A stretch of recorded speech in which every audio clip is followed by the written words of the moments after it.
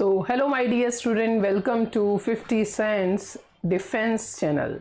So dear student, कैसे हैं आप लोग? एक बार सभी स्टूडेंट्स आ जाएंगे, कनेक्ट हो जाएंगे और शुरू करते हैं अपना बेहतरीन session. So my dear students, आप लोगों को एक बहुत ही अच्छी अनाउंसमेंट देनी है. एक तो सबसे पहली चीज़ ये है कि सबसे पहले तो हम लोगों का जो डिफेंस है, हैशटैग डिफेंस चैनल है, ओके, हैशटैग डिफेंस चैनल है. इस चैनल पर आप लोगों की 12 बजे होती है टेस्ट सीरीज.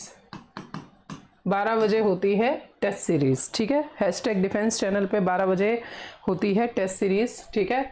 अभी जो 5 बजे हम क्लास ले रहे हैं पॉलिटी की, ये क्लास होगी आगे चलकर 11 बजे इंडियन पॉलिटी, ठीक है.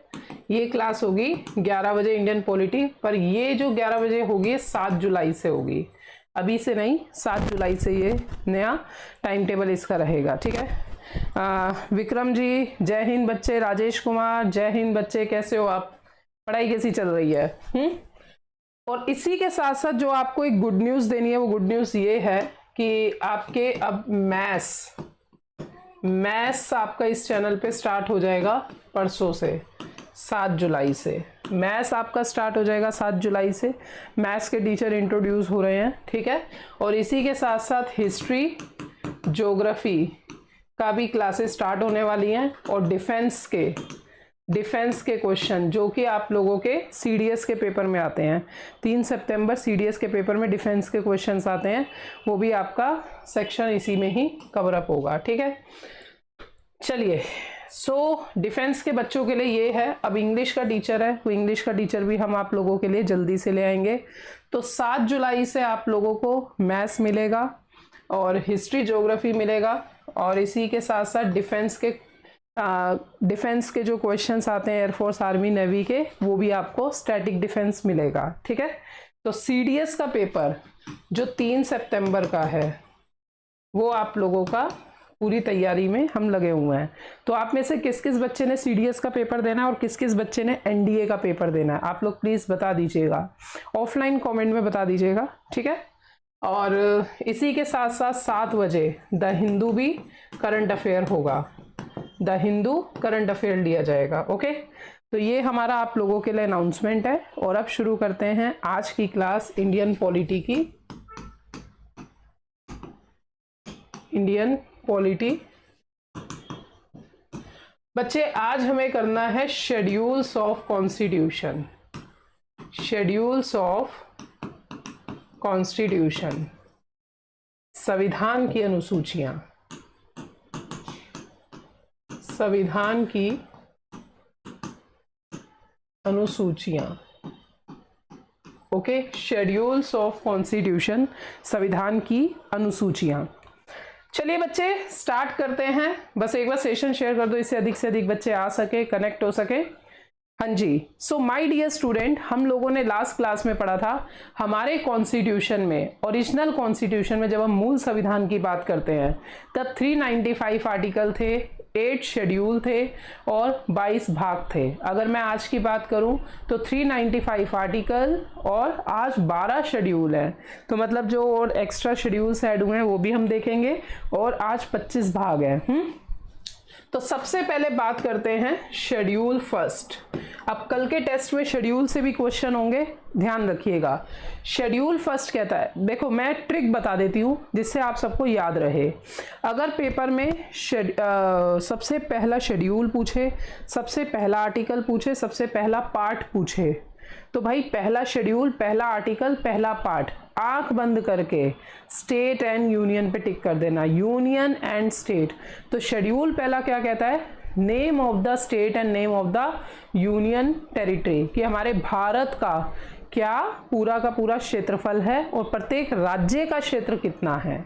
तो ये शेड्यूल फर्स्ट बात करता है. आर्टिकल पहला कहता है India that is Bharat is a union of state.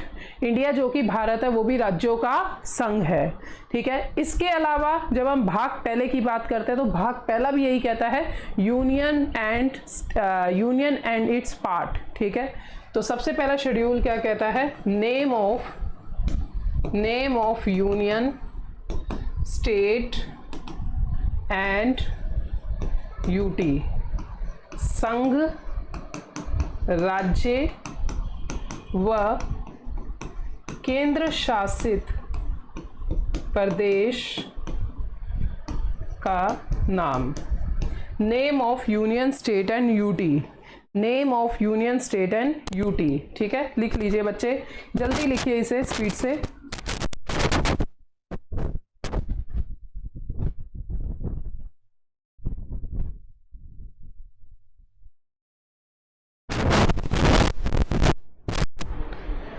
ठीक है, तो name of union state and UT. Okay, तो नेम ऑफ यूनियन का मतलब क्या है? नेम ऑफ यूनियन हमारा पूरा जम्मू से लेके कन्या, गुजरात से लेके नॉर्थ ईस्टर्न यूनियन, स्टेट और यूटी का नाम व टेरिटरी सबसे पहले शेड्यूल के अंदर आता है। क्योंकि कोई भी व्यक्ति है, सबसे पहला शेड्यूल, पहला आर्टिकल, पहला पार्ट, उसे पता होना चाहिए हमारे देश में संघ क्या है, राज्य क्या है। Is it clear? Noted, very good.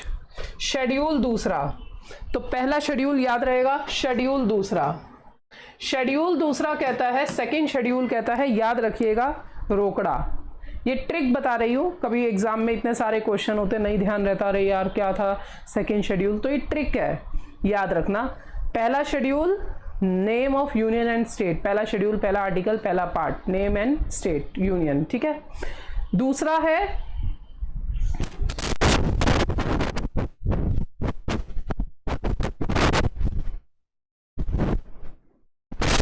Okay. अच्छा, इसके अलावा जब दूसरे शेड्यूल की बात आती है, दूसरा शेड्यूल क्या है? डेट इज रोकड़ा, याद रखने के लिए। तो किसका? वेतन एमोलूमेंट्स, किसका? President, vice president, chairman of Rajya Sabha, deputy chairman of Rajya Sabha, speaker of Lok Sabha, deputy speaker of Lok Sabha, CAG, इन सबका। ठीक है, तो क्या है second schedule? That is salary and emolument. तो सैलरी, अच्छा, राष्ट्रपति का सैलरी नहीं होता है, यह आप सबको पता होना चाहिए, राष्ट्रपति का होता है इमोलूमेंट। ओके, सैलरी एंड इमोलूमेंट, इमोलूमेंट ऑफ किस किस का? President, vice president, chairman of Rajya Sabha, जिसे आप वाइस प्रेसिडेंट ही कहते हैं, deputy chairman of Rajya Sabha, speaker of Lok Sabha, deputy speaker of Lok Sabha, deputy speaker of Lok Sabha. ठीक है, chief justice of India, supreme court और हाई कोर्ट के जजेस। अच्छा, जजेस का सैलरी भी शेड्यूल सेकंड के अंदर आता है, याद रखिएगा, कई बार पेपर में पूछ लेता है। और कैग का सैलरी भी गिवन है। ठीक है, याद रखिएगा, कैग का सैलरी भी मेंशन है। ओके, तो प्रेसिडेंट का सैलरी कितना है? प्रेसिडेंट का सैलरी है 5 लाख रुपया पर मंथ, 5 लाख रुपया पर मंथ। वाइस प्रेसिडेंट, जिसे आप चेयरमैन ऑफ राज्यसभा कहते हैं, इसका सैलरी कितना है? 4 लाख रुपया पर मंथ। कई बार पेपर में आता है वो कौन सा ऑफिशियल है जिसकी सैलरी राष्ट्रपति के आसपास है, तो that is vice president. Speaker, deputy speaker, ठीक है, इनका सैलरी 60,000 पर मंथ, परंतु 60,000 से बहुत ज़्यादा ही होता है क्योंकि इनको हर सिटिंग में आने का अलग से पैसे मिलते हैं। चीफ जस्टिस ऑफ इंडिया 2,80,000 रुपये पर मंथ। सुप्रीम कोर्ट का जज 2,50,000 रुपये पर मंथ। हाई कोर्ट का जज 2,25,000 रुपये per month. Chief justice of high court 2,50,000 रुपये per month. Chief justice of high court का सैलरी होता है सुप्रीम कोर्ट के जज के इक्वल। और कैग का सैलरी होता है, हाँ बताती हूँ, कैग का सैलरी होता है कितना? सुप्रीम कोर्ट के जज के इक्वल 2,50,000 रुपया। और अब बच्चा क्वेश्चन पूछ रहा है, मैडम प्राइम मिनिस्टर, तो ये नोट करके लिख लो, प्रधानमंत्री का वेतन शेड्यूल सेकंड में नहीं लिखा है। ये क्वेश्चन भी सीडीएस में एक बार पूछा था, निम्नलिखित में से किसका वेतन शेड्यूल सेकंड में नहीं लिखा है? तो आपको टिक करना था प्राइम मिनिस्टर। क्लियर है? तो नोट करके लिख लीजिए, काम आ जाएगा। नोट, प्राइम मिनिस्टर का वेतन शेड्यूल सेकंड में नहीं लिखा है, याद रहेगा। राजेश कुमार, सबसे पहला शेड्यूल क्या कहता है? Name of union state UT, संघ, जम्मू कश्मीर से कन्या, गुजरात से नॉर्थ ईस्ट, सारे राज्य और यूनियन टेरिटरी। ठीक है। दूसरा कहता है रोकड़ा, वेतन एंड इमोलुमेंट्स, ठीक है।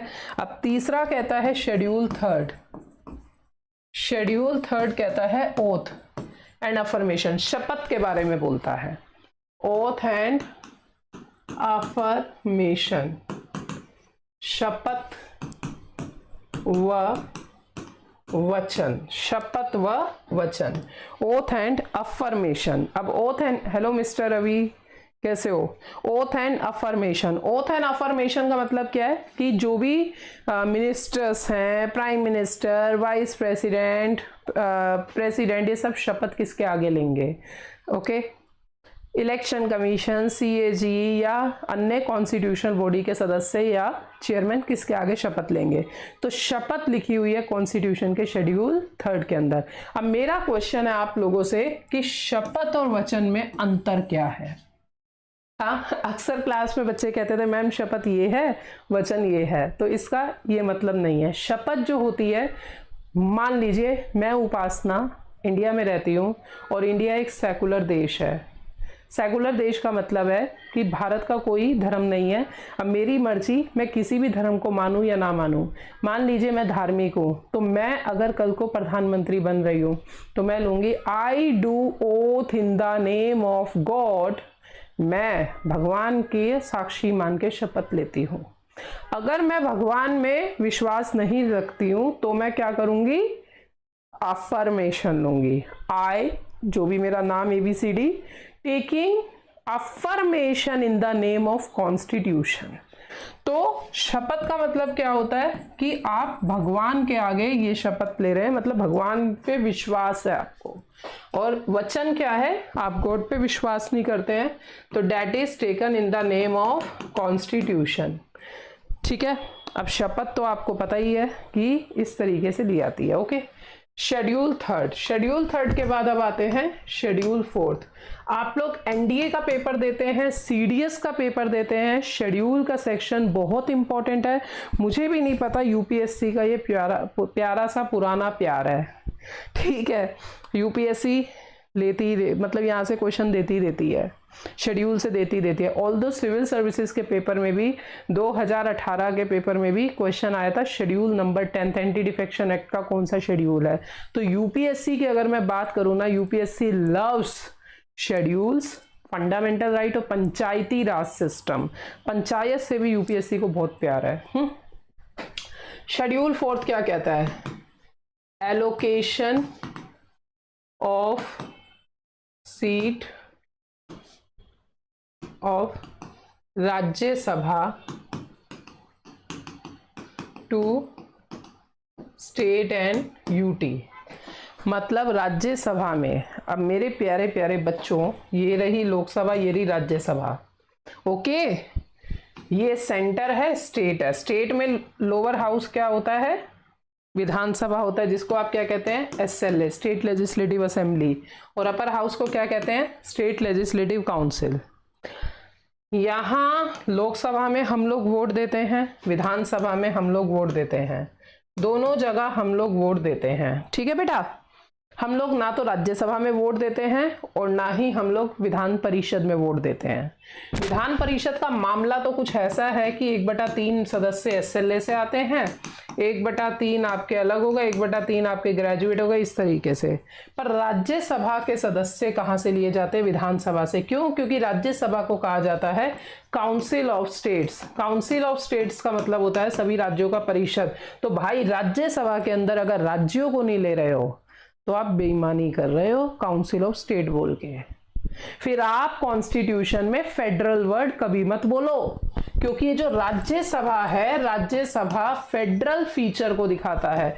कल को आपके पेपर में क्वेश्चन आता है, फेडरल फीचर कौन रिप्रेजेंट करता है, राज्यसभा रिप्रेजेंट करता है। तो राज्यसभा में स्टेट कहाँ पे वोटिंग करते हैं, विधानसभा में।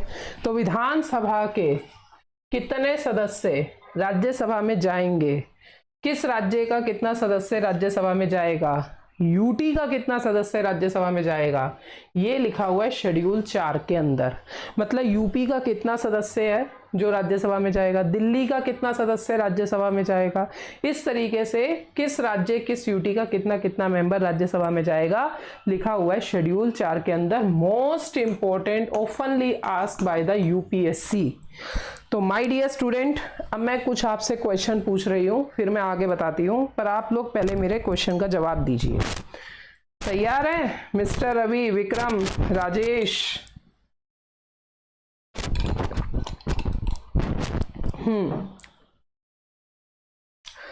तो पहला क्वेश्चन, हमारे कॉन्स्टिट्यूशन में सभी मंत्रियों, राष्ट्रपति, वाइस प्रेसिडेंट का वेतन व पारिश्रमिक कौन से शेड्यूल में लिखा है?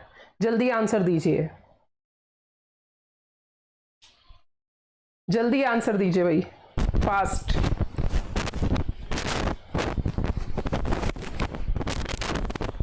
कौन से शेड्यूल में लिखा हुआ है? यस प्लीज, राजेश कुमार, रवि, विक्रम, बताइए बेटा। एक्सीलेंट। दूसरा क्वेश्चन, राज्यसभा में राज्य व संघ शासित प्रदेश के सीटों का आवंटन, हाँ जी बताइए, कौन से शेड्यूल में लिखा हुआ है? राज्यसभा में राज्य व केंद्र शासित प्रदेश की सीटों का आवंटन किस में लिखा हुआ है? तो आप इस, जो बच्चा हिंदी का वो लिख सकता है, राज्य सभा में राज्य व केंद्र शासित प्रदेश की सीटों का आवंटन। ठीक है बेटा, ये लिख लेना आप लोग, हिंदी वाले जो बच्चे। एक्सीलेंट। ठीक है, शेड्यूल 4। अच्छा, शपथ और अफर्मेशन, शपथ और वचन कौन से शेड्यूल में है? फास्ट। शपथ और वचन कौन से शेड्यूल में है? मिस्टर रवि, विक्रम, शपथ व वचन किस शेड्यूल में लिखा हुआ है? राजेश कुमार, फास्ट।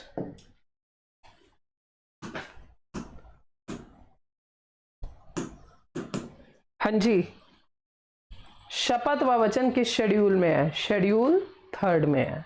ठीक है, और अगर पेपर में आ जाए कि किसी भी, बिल्कुल किसी भी राज्य का टेरिटरी कौन से शेड्यूल में है, आंख बंद करके शेड्यूल 1। ठीक है, टेरिटरी आए, नेम आए, संघ का, राज्य का, यूटी का, आंख बंद करके शेड्यूल 1। तो शेड्यूल 5वां क्या कहता है? शेड्यूल 1 क्या कहता है? दोबारा से रिवाइज करते हैं। संघ व राज्य का नाम व क्षेत्रफल, नेम एंड टेरिटरी। जय हिंद Abhinendra ji. Okay, very good. दूसरा शेड्यूल क्या कहता है? रोकड़ा, सैलरी। तीसरा शेड्यूल क्या कहता है? शपथ। चौथा क्या कहता है? राज्यसभा में राज्य व केंद्र शासित प्रदेशों की सीटों का आवंटन। 5वां कहता है, अब 5वां देखो क्या कहता है, जो भी ट्राइबल एरिया है उनके लिए हमारे यहाँ पे क्या प्रशासन है? एलोके, एडमिनिस्ट्रेशन, एडमिनिस्ट्रेशन एंड प्रोविजन,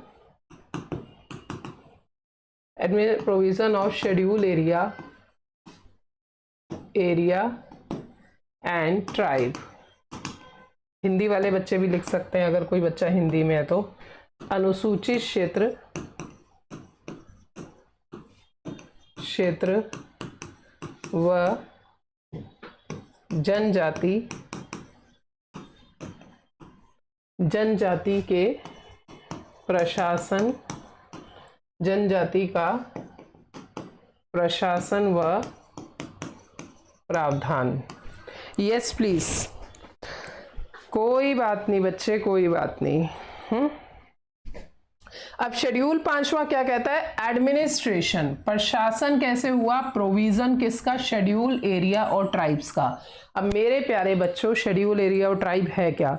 मान लीजिए आप इंटरव्यू में बैठे, क्योंकि यूपीएससी के क्वेश्चन तो ऐसे ही होते हैं, तो इंटरव्यूअर ने पूछा भाई शेड्यूल एरिया और ट्राइब का मतलब क्या है, तो आप क्या जवाब देंगे? सर शेड्यूल एरिया वो होता है जहां पर आदिवासी रहते हैं, जो क्षेत्र जंगलों वाला है, जो क्षेत्र पहाड़ी इलाका है, जहां पर शहरीकरण नहीं है, वो कहलाता है शेड्यूल एरिया। जैसे नॉर्थ ईस्ट हो गया। अगर ट्राइब्स पूछा जाए तो ट्राइब्स का मतलब है ये वो आदिवासी हैं जहां पर शिक्षा नहीं है, जहां पर गरीबी है और इसके साथ साथ जंगल वाले एरिया में रहते हैं और डेप्रीवेशन है, ठीक है, कमी है वहां पे, कोई शहरीकरण वगैरह नहीं है और इसी के साथ साथ उनकी अलग से भाषा है। उनकी भाषा ऐसी नहीं है बेटा जैसे आप और हम बात करते हैं, उनकी भाषा बिल्कुल अलग है। अगर आज आप इंडिया की लैंग्वेजेस की बात करें, कॉन्स्टिट्यूशन के शेड्यूल 8 में 22 भाषाएं दी हैं, पर मेरे प्यारे बच्चों अगर जिस दिन आप IAS की तैयारी करोगे, अभी तो खैर आप, मुझे नहीं पता आप लोगों का तो कि आपको पता है या नहीं पता है, इंडिया ईयर बुक आती है नीति आयोग के द्वारा, ये पब्लिश होती है बुक, वहाँ गवर्नमेंट डेटा में लिखा हुआ है 1500 भाषाएं भारत के अंदर है। मतलब एट प्रेजेंट इन 2023 आज तक इतनी भाषा भारत में बोली जाती हैं, 1500 भाषा। तो प्लीज आप ये मत समझिएगा कि 22 भाषा कॉन्स्टिट्यूशन में दी है शेड्यूल 8 के अंदर तो बस इतनी भाषा है, नो, इतनी सारी भाषाएं बोली जाती हैं तो उनकी भाषा भी अलग होती है, पर हाँ कॉन्स्टिट्यूशनली रिकॉग्नाइज नहीं है। ठीक है बेटा, तो आपको ये मतलब भी पता चल गया। अब आप कहोगे मैडम जी प्रशासन प्रावधान का मतलब क्या है? प्रशासन का मतलब है कौन सा शेड्यूल एरिया बड़ा होगा, छोटा होगा, हाँ ये सारा राष्ट्रपति देखता है। ठीक है बेटा। प्रोविजन का मतलब होता है इनके लिए वेलफेयरिस्टिक कार्य, जैसे ministry of tribal affair, PVTG कानून। अगर आप द हिंदू पढ़ते हो, करंट अफेयर पढ़ते हो तो आपको पता होगा सरकार ने ट्राइबल्स के लिए particular vulnerable tribal group policy बनाई है और ये क्वेश्चन 2018-19 में आ भी चुका है। ठीक है बेटा। इसके अलावा सरकार ट्राइबल्स को कितनी सारी ऐसी एकलव्य योजना है जिसके अंतर्गत शिक्षा, स्कॉलरशिप ये सब देती है। तो ये सब भी भारत सरकार कर रही है। ये शेड्यूल 5वें के अंदर आता है, याद रहेगा। शेड्यूल 5वां क्या है? शेड्यूल एरिया और ट्राइब का प्रशासन व प्रावधान। शेड्यूल 6 ये इंपॉर्टेंट है, वैसे इंपॉर्टेंट तो सभी है, कुछ भी आ सकता है, UPSC है। तो शेड्यूल 6 कहता है प्रोविजन एंड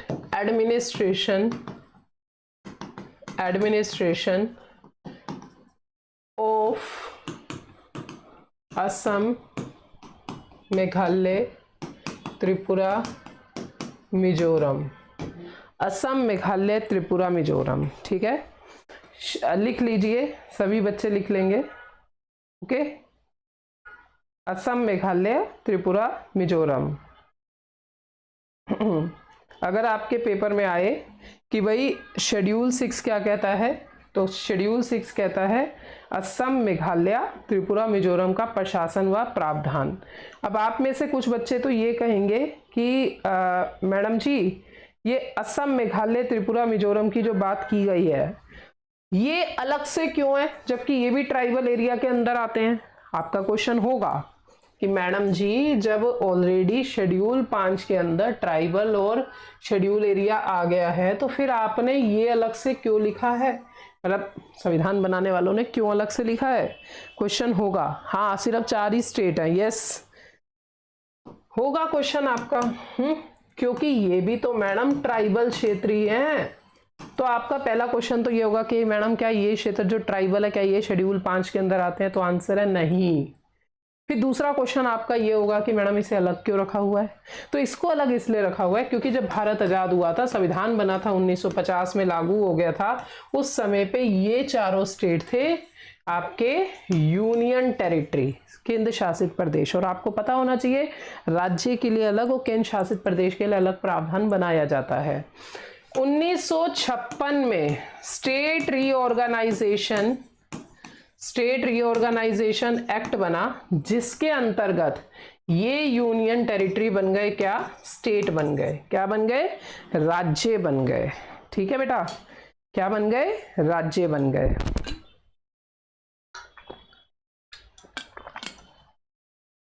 ओके, तो ये आप याद रखिएगा।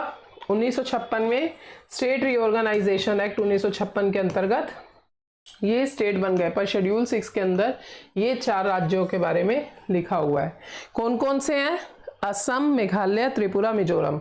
अब यहीं से ही 2020 के पेपर में क्वेश्चन आया है, निम्नलिखित में से कौन सा राज्य शेड्यूल 6 के अंदर नहीं है? असम, अरुणाचल प्रदेश, मेघालय, त्रिपुरा। बताओ कौन सा शेड्यूल 6 के अंदर नहीं है? Yes please. हाँ जी, राजेश कुमार, अभिनेंद्र, मिस्टर रवि, विक्रम, बताइए बच्चे क्या आंसर होगा? शेड्यूल 6 के अंदर कौन सा नहीं है? यस, तो आपका आंसर क्या होगा? शेड्यूल 6 के अंदर एडमिनिस्ट्रेशन एंड प्रोविजन दिया हुआ है किसका? असम, मेघालय, त्रिपुरा, मिजोरम का। किसका दिया हुआ है? असम, मेघालय, त्रिपुरा, मिजोरम। तो अरुणाचल प्रदेश नहीं है। ठीक है। अच्छा बच्चे, आप लोगों के लिए एक बार और बता रही हूँ, अनाउंसमेंट है 7 जुलाई से आपके मैथ्स के टीचर CDS के मैथ्स की क्लास शुरू हो जाएगी। आप में से मैथ्स कितने बच्चे दे रहे हैं? यस, सॉरी, CDS कितने बच्चे दे रहे हैं? आपकी क्लास में CDS कितने बच्चे दे रहे हैं? यस प्लीज बच्चे।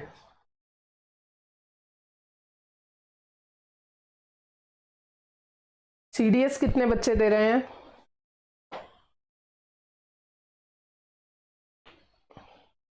और NDA कितने बच्चे दे रहे हैं?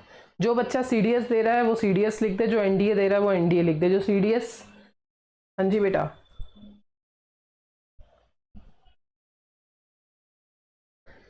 अरे मिस्टर रवि, मैं समझ नहीं पा रही हूँ बेटा। हाँ, CDS दे रहे हो, NDA दे रहे हो? लिख दो जरा 1 मिनट, जिससे मेरे को एक आइडिया लग जाए ना, फिर मैं वो वाला सबसे पहले स्टार्ट करा दूंगी, क्योंकि डिफेंस का चैनल है, इसमें स्टैटिक डिफेंस भी स्टार्ट कराऊंगी, जिसके अंदर एयरफोर्स, आर्मी, नेवी, इन सब का भी क्वेश्चन आते हैं ना CDS में, वो सब कवर हो जाएगा। Rajesh Kumar CDS, very good. Mister Ravi CDS, very good. Abhinendra NDA, okay. और अच्छा, IAS वाले बच्चे भी हैं यहाँ पे। ठीक है, तो हमारा 7 जुलाई से मैथ्स CDS का स्टार्ट हो जाएगा बच्चे। ठीक है, CDS का मैथ्स स्टार्ट होगा, और इसके साथ साथ CDS के पेपर में जो हमारे डिफेंस के क्वेश्चन आते हैं, क्योंकि CDS का आपको सिलेबस तो पता है ना। CDS का सिलेबस क्या है? एक आपका इंग्लिश आता है, एक आपका मैथ्स आता है, और एक आपका GS आता है। ठीक है बेटा, GS के अंदर आपका आता है polity, history, geography, economics, environment, science के अंदर बायो, और सबसे बायोफिजिक्स, बायो के क्वेश्चन फिर भी रहते हैं, और डिफेंस। ठीक है, अब पॉलिटी जो है, मैं आपको ये 10 से 15 दिन में पूरा चतुर बना दूंगी, अच्छे से, बढ़िया से, और बार बार इनके टेस्ट लेती रहूंगी। ठीक है, ओके। हिस्ट्री, ज्योग्राफी आपकी 7 जुलाई से शुरू हो जाएगी। 7 जुलाई से शुरू हो जाएगी हिस्ट्री, ज्योग्राफी। ठीक है बेटा, फिर हम एनवायरनमेंट करेंगे, क्योंकि यहां से आजकल पेपर में काफी क्वेश्चन आ रहे हैं। और डिफेंस स्टैटिक भी आपका 7 जुलाई से शुरू हो जाएगा। 7 जुलाई से शुरू हो जाएगा। ठीक है बेटा, और इसके साथ साथ मैथ्स आपकी 7 जुलाई से शुरू हो जाएगी। ठीक है, अब बचा इंग्लिश, तो इंग्लिश का टीचर भी हम ढूंढ कर लाते हैं कहीं ना कहीं से, तो आपका फिर स्टार्ट हो जाएगा पूरा। और CDS 3 सितंबर क्वालिफाई होना चाहिए। ठीक है, IAS के लिए बेटा एजुकेशन नीचे चैनल है। चलिए अब आते हैं यहाँ पर। ये क्लियर हो गया, शेड्यूल 6 क्लियर हो गया। अब आते हैं शेड्यूल 7 पर। शेड्यूल 7, अब शेड्यूल 7 बोलने से पहले मैं फिर दोबारा से आपसे क्वेश्चन पूछती हूँ। ठीक है, जल्दी जल्दी आप आंसर दीजिएगा। सो सबसे पहला क्वेश्चन, शपथ व वचन का शेड्यूल कौन सा है? फास्ट, शपथ व वचन का शेड्यूल कौन सा है? शपथ व वचन का शेड्यूल कौन सा है? Yes please. शेड्यूल 7 करने से पहले मेरे कुछ क्वेश्चन का आंसर बताइए।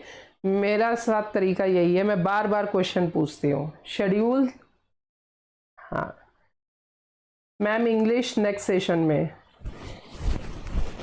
अच्छा इंग्लिश भी, हाँ इंग्लिश शुरू करेंगे बेटा।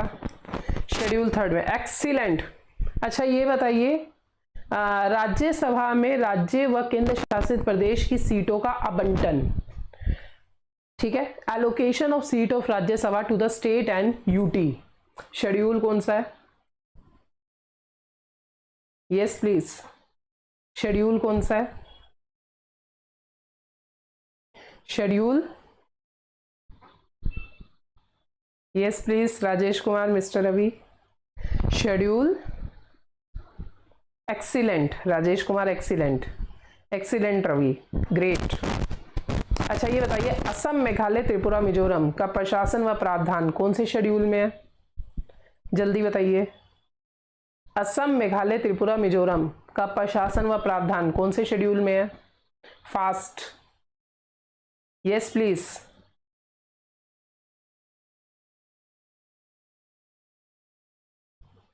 हाँ जी, असम, मेघालय, त्रिपुरा, मिजोरम का प्रशासन व प्रावधान कौन से शेड्यूल में है? Excellent mister Ravi, excellent Rajesh. चलिए नेक्स्ट क्वेश्चन, अनुसूचित क्षेत्र व जनजाति का प्रशासन प्रावधान कौन से शेड्यूल में है? ठीक है, administration and provision of schedule area and tribe in which schedule? Yes please, yes please, Abhinendra सही है, yes please. Schedule, administration, provision and administration of schedule area and tribe, जल्दी बताइए, फास्ट। मैम कमेंट आपके पास काफी लेट जाता है। हाँ भाई, मैं सच में बहुत वेट करती हूँ और सही में बहुत लेट जा रहा है। मैं यही सोच रही हूँ यार, मैंने बच्चों को अभी अभी पढ़ाया और इसके बाद इतना ढीला आंसर दे रहे हैं, तो मेरे को अपने पढ़ाने पे शक हो रहा था कि मैं पढ़ा रही तो इनको कुछ समझ भी आ रहा है कि नहीं आ रहा है। Yes, excellent, schedule 5। चलिए शेड्यूल 7 पर आते हैं, division of power. Division of power, division of power को क्या कहते हैं? शक्तियों का विभाजन, शक्तियों का विभाजन। डिवीजन ऑफ पावर में बच्चे सब्जेक्ट्स होते हैं जिसे हम हिंदी में कहते हैं मदे। मदों को 3 पार्ट में डिवाइड किया जाता है। एक तो है आपका यूनियन लिस्ट, दूसरा है स्टेट लिस्ट, तीसरा है कॉनकरेंट लिस्ट, कॉनकरेंट लिस्ट। अच्छा ये भी आपको बताया जाएगा कि कहाँ से लिया गया है हाँ, कहाँ से क्या लिया गया, जैसे कॉनकरेंट लिस्ट है। हाँ जी, कॉनकरेंट लिस्ट कहाँ से लिया गया है? कॉनकरेंट लिस्ट लिया गया है ऑस्ट्रेलिया से। ये मतलब बहुत ही अच्छी किस्मत हो तो इतना आसान क्वेश्चन पेपर में पूछ लेता है, पर हम यूपीएससी से ऐसा नहीं मानते कि यूपीएससी इतना आसान क्वेश्चन पूछेगी, ठीक है, पर किस्मत का कुछ नहीं पता। चलिए, यूनियन लिस्ट के अंदर कौन से सब्जेक्ट्स आते हैं? वो सब्जेक्ट आता है जो सिर्फ और सिर्फ सेंट्रल गवर्नमेंट के हाथ में है। और सेंट्रल गवर्नमेंट के हाथ में क्या क्या है?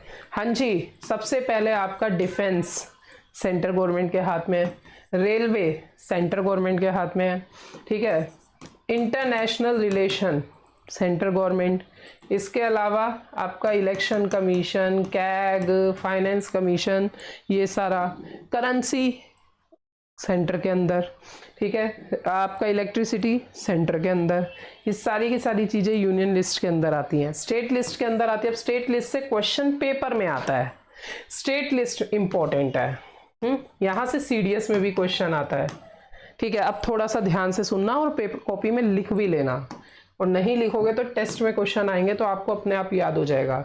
स्टेट लिस्ट के अंदर आता है पब्लिक ऑर्डर। पब्लिक ऑर्डर, भाई स्टेट में पब्लिक ऑर्डर आता है, अगर पब्लिक ऑर्डर सही नहीं है तो क्या लगेगा? स्टेट इमरजेंसी, ठीक है। पंचायत, लोकल गवर्नमेंट स्टेट के अंदर, म्युनिसिपैलिटी स्टेट के अंदर, डिफेंस सेंटर में है तो पुलिस किसके अंदर में है? स्टेट के अंदर।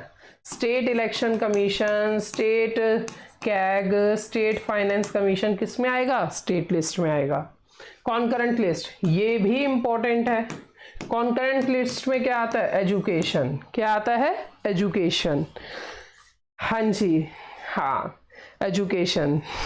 पब्लिक ऑर्डर, हाँ लाठीचार्ज बिहार गवर्नमेंट के हाथ में है, बिल्कुल सही कह रहे हो। अच्छा ऐसे ही याद किया हुआ है, लाठीचार्ज बिहार गवर्नमेंट के हाथ में, तो मतलब पब्लिक ऑर्डर, पब्लिक ऑर्डर मतलब स्टेट लिस्ट। हाँ चलिए एजुकेशन किस में आता है? कॉन्करेंट लिस्ट में आता है, क्योंकि एजुकेशन सेंटर का भी पार्ट है, स्टेट का भी पार्ट है। ठीक है, इसके अलावा मैरिज, विवाह, ये भी कॉन्करेंट के अंदर आता है। डाइवोर्स कॉन्करेंट के अंदर आता है, मतलब मैरिज डाइवोर्स वाली सारी चीजें कॉन्करेंट के अंदर आता है। ठीक है, क्रिमिनोलॉजी, ये इंपॉर्टेंट है, ये एक बार पीसीएस के पेपर में आया था। क्रिमिनोलॉजी किस में आता है? क्रिमिनोलॉजी आता है हमारे कॉन्करेंट लिस्ट के अंदर।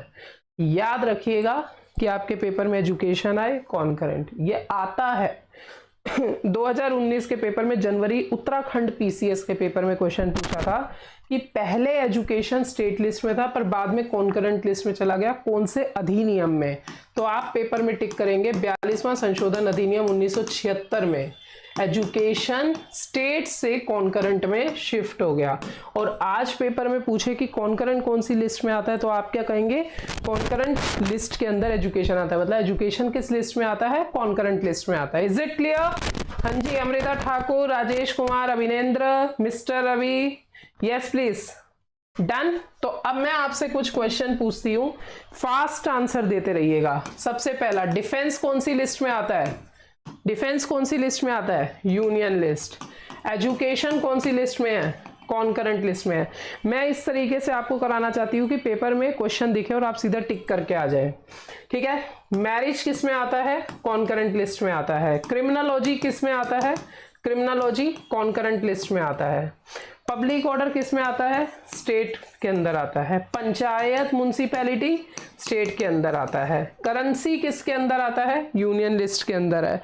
रेलवे यूनियन लिस्ट के अंदर है। सो अब आप कर लेंगे। शेड्यूल 7 क्लियर है? Very good, very good.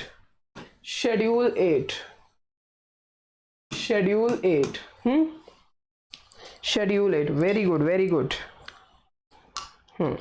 Fast answer चाहिए मुझे।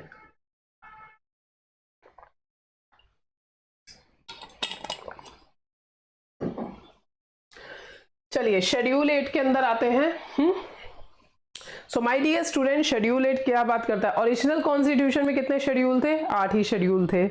ठीक है, आज कितने हैं? 12 शेड्यूल है। 8वां शेड्यूल क्या कहता है? भाषा, लैंग्वेज। लैंग्वेज की बात करता है। मूल संविधान में, ओरिजिनल कॉन्स्टिट्यूशन में कितनी लैंग्वेजेस थी? कितनी लैंग्वेज थी? 14 लैंग्वेज थी। और आज कितनी भाषा है? आज कितनी भाषा है? 22 भाषा आज है। ठीक है, 22 भाषा है। अब आप लोग कमेंट में बताइएगा सबसे लास्ट लैंग्वेज कॉन्स्टिट्यूशन में कब ऐड हुई थी? सबसे आखिरी भाषाएं कौन सी ऐड हुई थी? तो मैं आपको ट्रिक बता देती हूँ, BDSM। ठीक है, BDSM लास्ट भाषा है जो शेड्यूल 8 के अंदर ऐड हुई थी।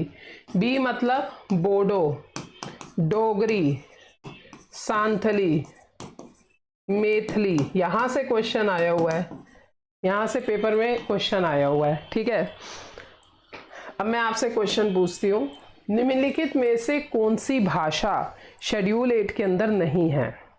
ठीक है अभिनेंद्र जी, ध्यान से सुनिएगा। निम्नलिखित में से कौन सी भाषा शेड्यूल 8 के अंदर नहीं है? ओके, पहला हिंदी, दूसरा संस्कृत, तीसरा नेपाली, चौथा तुलु। ये क्वेश्चन आया हुआ 2021 के पेपर में। हाँ जी बच्चे, कौन सी भाषा शेड्यूल 8 के अंदर नहीं है? यस प्लीज, कौन सी भाषा शेड्यूल 8 के अंदर नहीं है? हाँ जी, हिंदी, संस्कृत, नेपाली, तुलु। यस अभिनेंद्र, मिस्टर रवि कह रहे हैं तीसरा, नेपाली नहीं है। ओके, सो मिस्टर रवि यहाँ पर अफसोस के कारण आपके मार्क्स कटते हैं। भाई हमारे कॉन्स्टिट्यूशन के शेड्यूल 8 में हिंदी भी है, संस्कृत भी है, नेपाली भी है, असमी भी है। नेपाली मैंने जान के दिया क्योंकि मुझे पता था आप लोग नेपाली पे टिक करेंगे, पर नेपाली लिखी हुई है, तुल्लू कहीं पे नहीं लिखा हुआ है। मतलब आप यूपीएससी के जाल में फंस चुके हैं। तुल्लू नहीं है, नेपाली भी है, असामी भी है। अरे भाई बॉर्डर एरिया पे नेपाली बोली तो जाती है, बॉर्डर एरिया में तो नेपाली सिक्का भी चलता है। हाँ या ना? ना ना ना ना ना शेड्यूल, कॉन्स्टिट्यूशन, ओरिजिनल कॉन्स्टिट्यूशन में कितने शेड्यूल थे? 8, और अब कितने? 12। तो शेड्यूल 9, शेड्यूल 9 बाद में जुड़ा। ये क्या कहता है? एक्ट एंड रेगुलेशन, नियम व अधिनियम। नियम व अधिनियम, नियम व अधिनियम में क्या बोलता है ये? Act and regulation. सबसे पहले तो शेड्यूल 9 कब जोड़ा गया? फर्स्ट अमेंडमेंट एक्ट 1951 में, 1951 में ये जोड़ा गया। Is it clear? 1951 में ये जोड़ा गया। ठीक है। अब हमारे आईएएस के पेपर में क्वेश्चन आया, आईएएस 2022 के पेपर में क्वेश्चन आया। आप कहोगे मैडम इतना इजी था कि क्वेश्चन ये था कि एक्ट एंड रेगुलेशन के समय कौन प्रधानमंत्री था? पेपर में ऐसा क्वेश्चन पूछा था, इस समय में प्रधानमंत्री कौन था? अब किसी बच्चे को पता है एक्ट एंड रेगुलेशन शेड्यूल 9 में है और पहला अमेंडमेंट एक्ट 1951 है, तो वो बच्चा अपने आप पंडित जवाहरलाल नेहरू पे टिक कर लेगा अपने आप। ठीक है। शेड्यूल 10, शेड्यूल 10 क्या कहता है? यस, एंटी डिफेक्शन एक्ट, दल बदल कानून। अब दल बदल कानून का मतलब क्या है? यस प्लीज, दल बदल कानून का मतलब क्या है? हाँ, और ये कब जोड़ा गया? क्योंकि ये तो शेड्यूल में बाद में जुड़े हैं, तो ये कब जुड़े हैं ये भी इंपॉर्टेंट है। तो ये जोड़ा गया 52वां संशोधन अधिनियम 1985 में। ठीक है, 52nd अमेंडमेंट एक्ट 1985 में दल बदल कानून जोड़ा गया। और सबसे पहली बार फर्स्ट टाइम दल बदल कानून लगा कहाँ पे? हरियाणा में, देवीलाल सिंह के केस में, देवीलाल सिंह के केस में। Okay, yes, okay. 52nd amendment act, हाँ 1986, यस, ग्रेट। तो अब दल बदल कानून क्या कहता है भाई? पहले क्या होता था, जैसे एक पॉलिटिकल पार्टी के नेता हैं और दूसरी पॉलिटिकल पार्टी के नेता हैं, एक पार्टी का नेता दूसरी पार्टी पे जा रहा है, क्या हो गया? आया राम गया राम की सिचुएशन हो गई। तो अब ये क्या कहते हैं कि भाई ऐसी सिचुएशन ना बने, आया राम गया राम की सिचुएशन ना बने। तो इसीलिए गवर्नमेंट, सुप्रीम कोर्ट ने गवर्नमेंट को बोला कि भाई ऐसा नहीं होना चाहिए, इससे पॉलिटिकल करप्शन होता है। तो बस फिर दल बदल कानून लेकर आ गए देवीलाल सिंह के टाइम से, 52nd अमेंडमेंट एक्ट 1986 में। ठीक है। अच्छा, नेक्स्ट है शेड्यूल 11। शेड्यूल 11 क्या कहता है? पंचायत।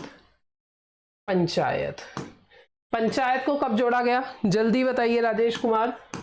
73rd अमेंडमेंट एक्ट 1992 में। पंचायत में सब्जेक्ट कितने, और पंचायत कौन सी लिस्ट में आता है? स्टेट लिस्ट में आता है। और कितने सब्जेक्ट है पंचायत में?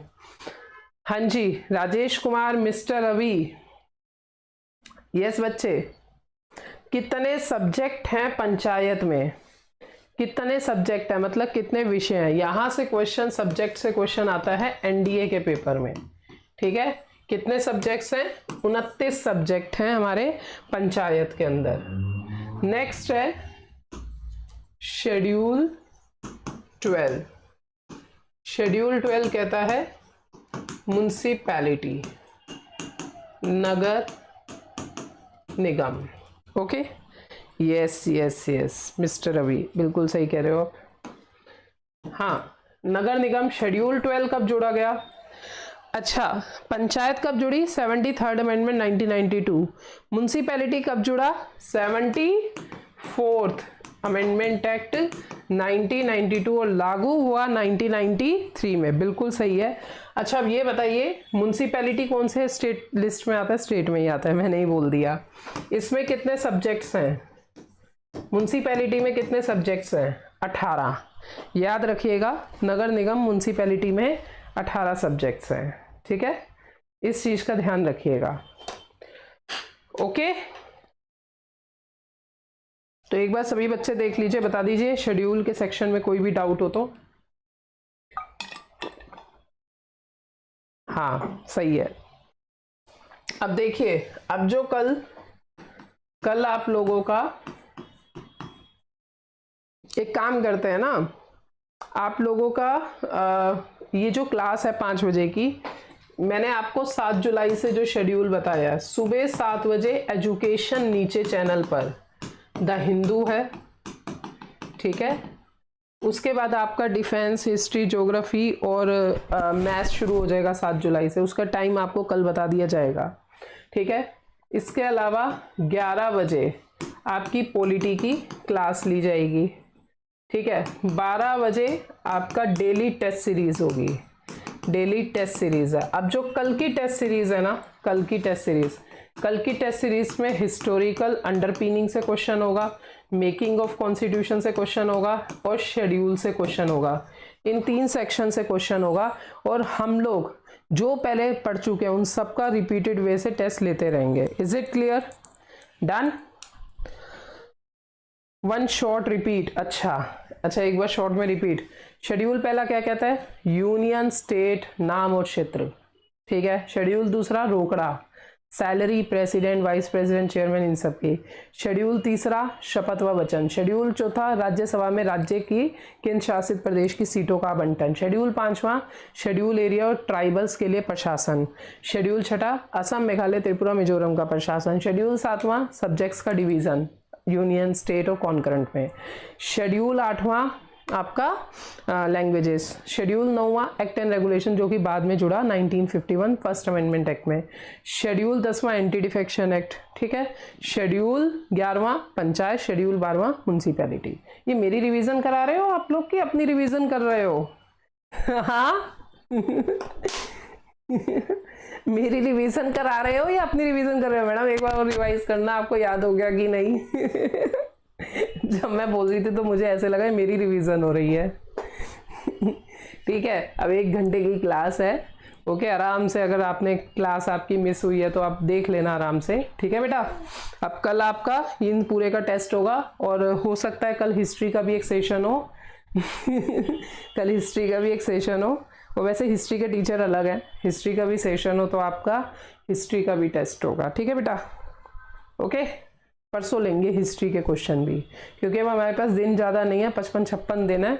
हमें पूरा जीएस, मैथ्स, इंग्लिश सारा टेस्ट डेली करना है, ठीक है, जिससे हमारी प्रैक्टिस अच्छी बन सके और सीडीएस में हमारा पेपर क्वालिफाई हो जाए। जैसे ही पेपर होगा वैसे ही आप मेरे को पेपर भेजना और हम उसकी एनालिसिस करेंगे, ठीक है बेटा। और देखते हैं कि भैया आप लोगों का पेपर क्वालिफाई हो जाए, फिर हम भी अपने यूट्यूब चैनल में आपकी फ़ोटो लगाएंगे। ठीक है बेटा, चलिए आज के लिए इतना ही, बाकी हम मिलते हैं कल की क्लास में, ठीक है। परसों से थोड़ी और कमर कस लेना। Okay guys, bye bye, take care and thank you so much.